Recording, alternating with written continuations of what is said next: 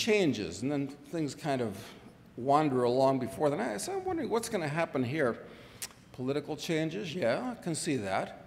Economic changes, well, the science, such as it is, of economics, in my view, is so corrupt that it doesn't even exist in the form that most people think it does. I mean, you look at these people that win Nobel prizes for economics. I mean, people like Stiglitz and Krugman and so forth. It's absolutely laughable. It's as funny as Obama winning a peace prize.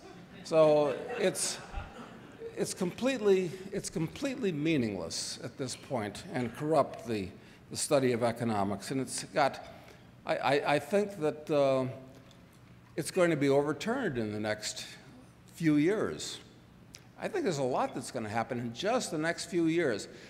I think this is purely conjectural. You can't prove these things. How can you prove what's going to happen in the future? This is just a real gut feeling that I think the next few years are really going to be critical as we go out of the eye of the hurricane we're in now and enter the following edge of the hurricane, which is going to be much, much, much, much bigger in all ways than it was a couple of years ago when we entered this thing.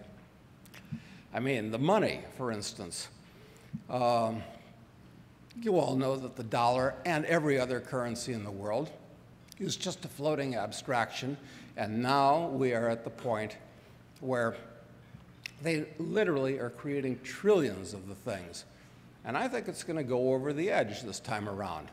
So it's going to, you know, people think, well, a lot of countries have had runaway inflations in the past. A lot of countries have destroyed the currency.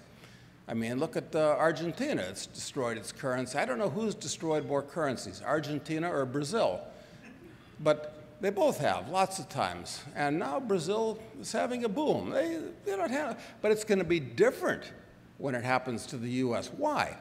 Because when all these South American countries or various European countries or whoever destroyed their currencies, not really that bad, because most of the people that had money outside the country. Smart people always did.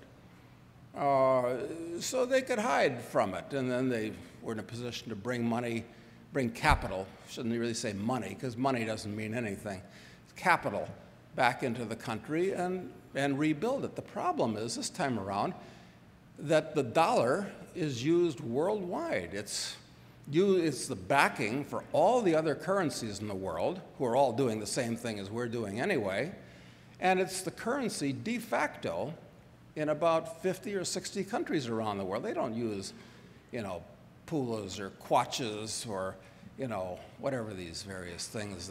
Not for important transactions. They all use dollars. So when the dollar is destroyed, what's going to happen is all the people that have saved the productive parts of society, the people that produce more than they consume and save the difference. That's how you get wealthy. The people that have done that basically save in dollars. That's what you do. If you save the currency. Nobody saves in gold, really. I mean, just a few people, like me, for instance, that save in gold. So what's going to happen? They're going to, at some point, find that everything that they've saved over maybe their whole lifetime isn't there anymore. It's just disappeared. Now, what are they going to do and feel? I think they're going to be really unhappy. And this is all over the world, okay? So the currency all over the world is in for really, really tough times, and they're starting to happen now.